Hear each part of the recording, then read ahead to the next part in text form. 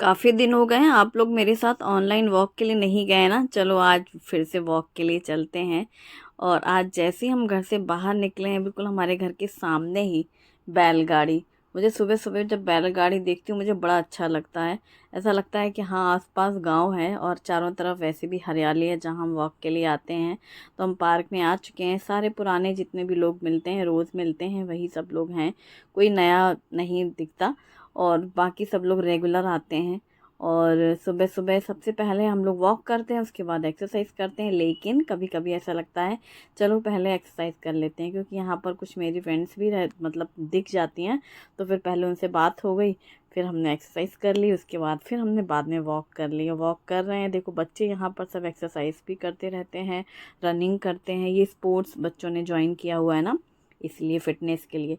ये बच्चे तो एकदम ही पंक्चुअल हैं, रेगुलर हैं, एकदम डेली आने वाले बच्चों में से हैं ये लोग। कोई पानी वानी भी बरस जाता है ना, बारिश, तब भी वो लोग गार्डन में ना आकर के, बाहर रोड खाली रहती है और धुली हुई सी रहती है, वहाँ पर भी अपना करते हैं एक्सरसाइज। और बस अब जैसे ही हो गए हैं वॉक अराउंड हमारे, और इसके बाद ही फिर हम लोग घर जाने की तैयारी करते हैं। एक होता है, फिर दूसरा राउंड होता है, फिर तीसरे में लगता है चलो अब बहुत थक गए हैं, अब घर जाके भी नाश्ते की तैयारी। तो सबसे पहले तो मैंने आके अपने लिए चाय बनाई है। सुबह चाय पीने का मन करता है और चाय के बाद ही आगे काम होते हैं। चाय तो यार सुबह की छूटती ही नहीं है किसी भी तरीके से। और आज सबसे पहले बनना है, लंच की तैयारी हो रही है, क्योंकि खाना जल्दी बनाना है। तो मैंने यहाँ पर तूर की दाल निकाली है एक कुकर में, और दूसरे कुकर में निकाले हैं चावल। जैसे कि मैं हमेशा ही एक में दाल एक में चावल लगाती हूँ, जिससे झटपट से काम होते हैं। वैसे एक ही कुकर में भी आप दाल चावल लगा सकते हैं। फिर वो 5 लीटर का कुकर निकालती हूँ मैं, फिर उसमें सेपरेटर में रखते हैं दाल और चावल। वो वीडियोस बहुत बार शेयर कर चुकी हूँ मैं, वो आप देख सकते हैं। दाल और चावल को थोड़ा थोड़ा पानी डालते हुए मैंने दो दो बार अच्छे से साफ़ कर लिया है। और पानी मैं एक दूसरे बर्तन में निकाल रही हूँ, क्योंकि ये दाल और चावल जो धुले हैं मैंने, ये पानी हम डाल देंगे प्लांट्स में। तो ये यहाँ से प्लांट्स में डाल करके हटा लेती हूँ मैं। और फिर अभी ये जो धुली हुई दाल रखी है, इसमें हल्दी नमक और मेथी दाना डाला है, और थोड़ा सा नमक चावल में डाले हैं, पानी दाल में भी डाल दिया है, चावल में भी डाल दिया है, और घी भी एक एक चम्मच दोनों में डाल दिया है। यानी दाल और चावल के कुकर रेडी हो चुके हैं गैस पे पहुँचने के लिए। दाल वाला कुकर तो गैस ऑन कर दूंगी मैं अभी, चावल का थोड़ा रुक के ऑन करेंगे बस, क्योंकि अभी धुले ही हैं। और यहाँ एक विसिल आएगी ना, दूसरी आने ही वाली होगी कि हम गैस बंद कर देंगे, और फिर दाल चावल तैयार हो जाएंगे। ये है कुंदरू। कुंदरू जी, आज कुंदरू बन रहे हैं घर पर भाई। अभी जब मैं मुंबई गई थी और मेरी फ्रेंड के घर में कुंदरू आए थे, वो रेसिपी मैंने आपके साथ शेयर की थी, और मैंने बताया था कि खास कर मैं कुंदरू क्यों नहीं मंगवाती। यहाँ पर जब भी कुंदरू आता है, अंदर से पूरा लाल, पीला, नारंगी, गुलाबी, काटते ही अंदर सारे रंग दिखाई देते हैं। उसके ऊपर ये बीजे बहुत रहते हैं, भरे हुए रहते हैं, पूरे रसीले बीजे। और वहाँ पर जब मैं काट रही थी, मैंने खुद ने काटा है, एकदम कड़क था उनका जो कुंदरू था, ग्रीन कलर का। दाने तो पता ही नहीं चल रहे थे, कोई भी दाना नहीं दिखाई दिया अंदर से काटते समय। ये पूरे कुंदरू दाने से भरे पड़े हैं और रंग बिरंगे हैं, लाल, गुलाबी, नारंगी, पीले सब हैं उसमें। तो इसलिए इस तरीके के जो आते हैं ना, मैं कम ही मंगाती हूँ। और आप बताओ आपके शहर में कैसा आता है कुंदरू? बहुत हेल्दी होता है, डायबिटिक पेशेंट के लिए तो बहुत ही अच्छी मेडिसिन का काम करता है। बहुत हेल्थ बेनिफिट्स हैं उसके ढेर सारे, क्योंकि बारिश के दिनों में जो जंगली सब्जियां होती हैं वो सब कुदरती होती हैं, और उनमें ही वो सब ताकत वाली चीज़ें रहती हैं, बीमारियों से लड़ने की क्षमता होती है। तो इसलिए इनको खाना चाहिए, जैसे कुंदरू है, परोड़ा है, कटूले हैं, करेले हैं। लेकिन अब वो है ना, ये जो बीजे का मसला। तो मुझे बताइए कि आपकी सिटी में किस तरीके के आते हैं, जैसे हमारे यहाँ आते हैं या जैसे मुंबई में आते हैं? ये नागली के पोंगे हैं, रागी पोंगा, ये थोड़े से फ्राई करके रखे हैं। शुभम कल बोल रहा था, तो मैंने सोचा था सब्जी बनाने से पहले पोंगे फ्राई कर लेते हैं, फिर हम सब्जी बनाएंगे। कढ़ाई में सरसों का तेल गरम किया है, पंचफोड़न का तड़का लगाया है, हरी मिर्ची डाली है और हल्दी डाली। इसमें ज़्यादा मसाले नहीं डाले जाते, सिर्फ हल्दी नमक ही काफ़ी होता है। हाँ, पंचफोड़न से गज़ब का टेस्ट आता है, खुशबू और स्वाद बढ़ जाता है, तो मैंने वही डाला है। और हल्दी नमक डाल करके, कटे हुए कुंदरू डाल करके सरसों के तेल में छौंकी है और अच्छे से उसको मिक्स कर दिया है। अब इसे अच्छा फ्राई फ्राई सब पकाएंगे। तो पहले तो कुछ मिनट के लिए मैंने ढक दिया है, ताकि ढकने से स्टार्टिंग में ही भाप में वो सॉफ्ट हो जाए, फिर हम खुला उसको अपना फ्राई करते रहेंगे। पंचफोड़न में है सौंफ, राई, जीरा, मेथी और कलौंजी। इससे टेस्ट बहुत बढ़िया हो जाता है। अब मैंने धनिया भी काट करके रख लिया है और इसे हम रखेंगे साइड में। अब जब तक मैंने भाप में ये सब्ज़ी पकाई है तो उसके बाद अब इसको खुला ही मतलब इसको फ्राई किया है। फिर मैंने इसको ढक्का नहीं है, बस खुला जैसे फैला दो ना, कढ़ाई जितनी ऐसे बड़ी सी है ना, सब्जी को ऐसे पूरी कढ़ाई में से फैला दो जिससे कि कढ़ाई से टच होगा ना ये तो एकदम लाल लाल सा फ्राई होगा। अब इसे मैंने सिर्फ लास्ट में छोटी चम्मच से धनिया पाउडर और आधा चम्मच से मिर्ची पाउडर डाला है। हरी मिर्ची से मैंने फ्राई किया था हाँ, लेकिन थोड़ा सा लाल मिर्ची से कलर भी अच्छा आया और थोड़ा चटपटा भी बन गया। अब इसमें लास्ट में कटा हुआ धनिया पत्ता डाला और एकदम लाल लाल सी फ्राई सी ये सब्ज़ी तैयार हो गई है। एकदम लेस मसाले हैं, मतलब धनिया और जो मिर्ची मैंने डाली है वो बिल्कुल ज़रा ज़रा सी थी, बाकी हल्दी नमक में पूरी सब्ज़ी पक गई है। ना लहसुन डाले हैं मैंने ना प्याज डाला है, ये ऐसे ही बनाई है सिंपल सी पंचफोड़न के तड़के के साथ। आप बिना प्याज लहसुन की सब्ज़ी बनाने चाहें तो ये सब्ज़ी है कटूले करोड़ा परोड़ा बोलते हैं ना, वो भी सेम ऐसे ही बनता है। और अब दाल का कुकर खोला है, पूरी स्टीम निकल चुकी थी, इसमें कटा हुआ धनिया पत्ता डाल दिया और दाल में लगा देते हैं तड़का। तो मैंने कुकर रखा साइड में। अब तड़के पैन में तेल गरम किया है और इसमें डाला है राई, बारीक कटी हुई लहसुन, हरी मिर्ची, लाल सूखी मिर्ची भी डाली है, थोड़ी हींग डाली है और थोड़ी सी लाल मिर्ची भी डाली है। आपको हो गया 3 तरह की मिर्ची डाली है इसमें, हरी मिर्ची भी, एक लाल सूखी मिर्ची भी और फिर मिर्ची पाउडर भी, जिससे थोड़ा चटपटापन सा आए। वरना कई बार दाल चावल खाओ ना बड़े फीके फीके से लगने लगते हैं, और स्पेशली शुभम कोई कुंदरू उतने शौक से खाएंगे नहीं, और इसलिए फिर हमने सोचा कि दाल में थोड़ा स्वाद रहे तो इस वजह से।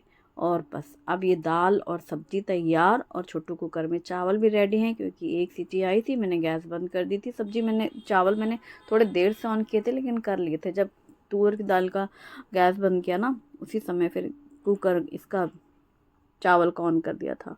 अब झटपट से आटा लगा लिया है और झटपट से बिल्कुल फटफट से फटाफट से बनने लग रही हैं रोटियां।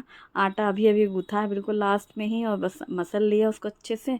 फिर उसकी बॉल्स बना लिए, फिर एक के बाद एक उठाते जाओ, हल्का सा सूखा आटा लगाते जाओ, बेलते जाओ, डालते जाओ, फुलाते जाओ और फिर साइड में रखते जाओ।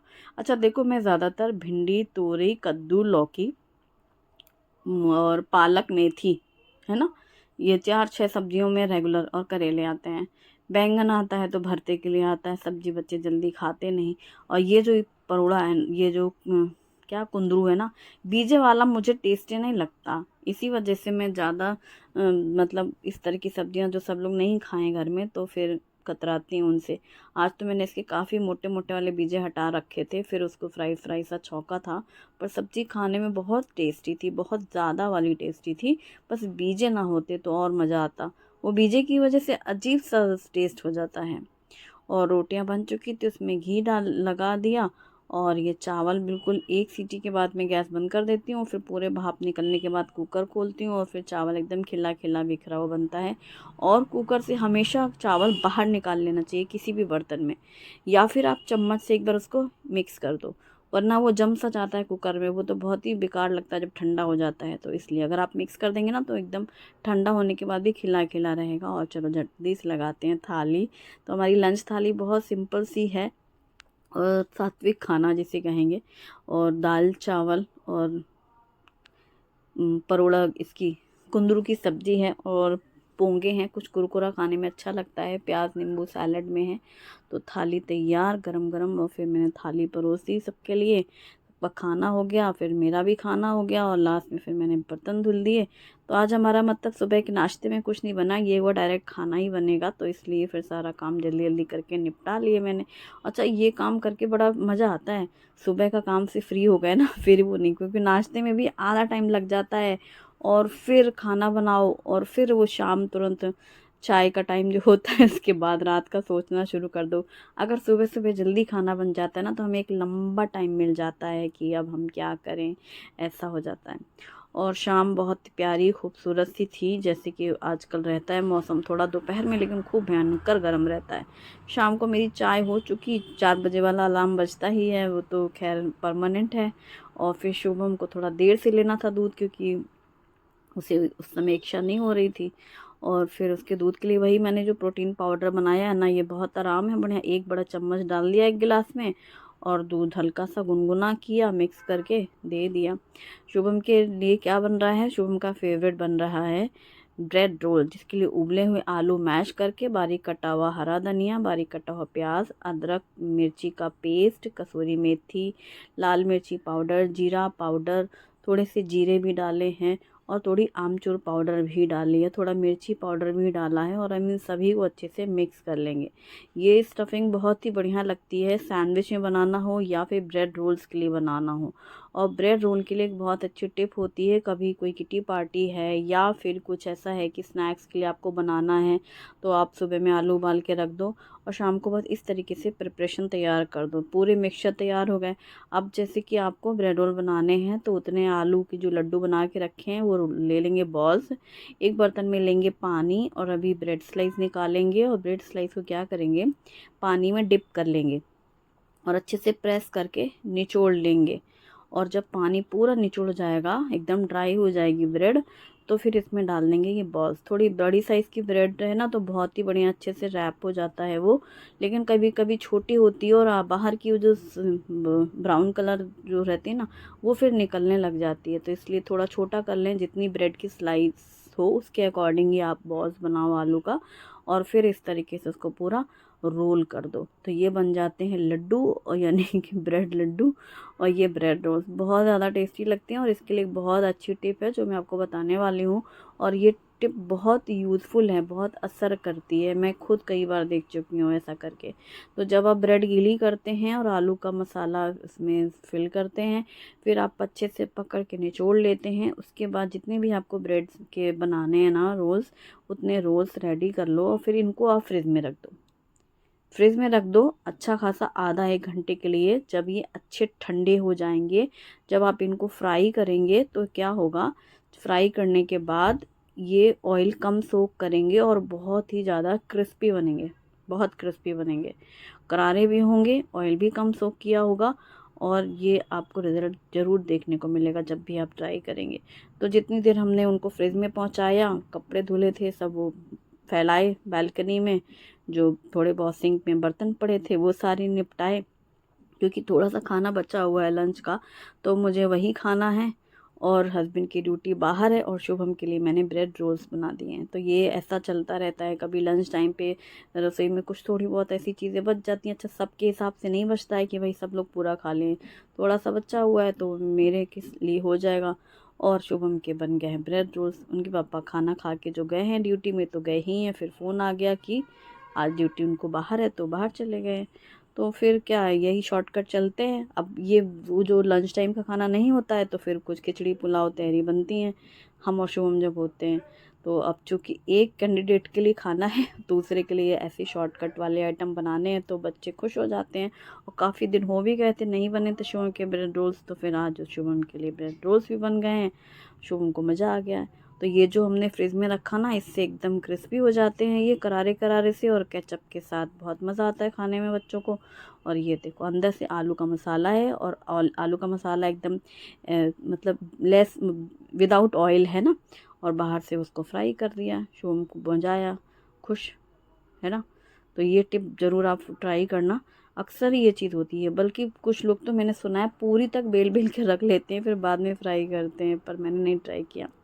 ये है Agaro honeycomb tri-ply stainless steel कढ़ाई, दिसानो फ्यूजिली पास्ता जो कि दुरुम बीट से बना हुआ है, सब्जियों के साथ बॉईल कर लिया, फिर उसके बाद उसे साइड में रख लिया। उसी कढ़ाई में तेल गरम करके प्याज डाल के फ्राई कर लिया, अदरक मिर्ची का पेस्ट डाल करके भी भून लिया, और टमाटर शिमला मिर्च और स्प्रिंग अनियन डाल करके भी भून लिया। मैगी मसाला डाल लें और इसमें डाल लें टोमेटो केचप और पिज़्ज़ा पास्ता सॉस, नमक स्वाद के अनुसार, सबको डाल के मिक्स करके भून लें। फिर इसमें बॉईल किया हुआ पास्ता भी डाल लें, ब्लैक पेपर पाउडर, और मिक्स कर लें। गर्मा गर्म सर्व करें।